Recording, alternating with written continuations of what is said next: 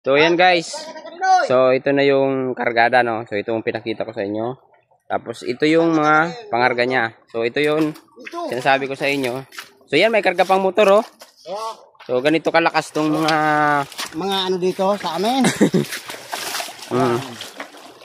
Kinakarga pa yung motor.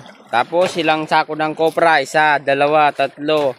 Kung may pangarga pa dyan, 4, 5. Tapos yung isa guys, so yung isa pang balsa. So, tingnan nyo dito. Ganito yung sakripisyo namin pag baha talaga dito. So kailangan namin magtiyaga para makalabas kami ng bayan. Makabili ng makakain. Makabili ng asukal at kape. So ganito kahirap. Isa ito sa mga alternative na sakayan namin pag talagang tag-ulan na. Yan, oh. Bali 2 balsa.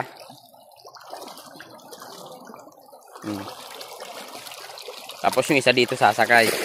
Kaso pag ganito minsan na talagang malakas yung tubig, kailangan magdala dito tumalon-talon. Yan, oh.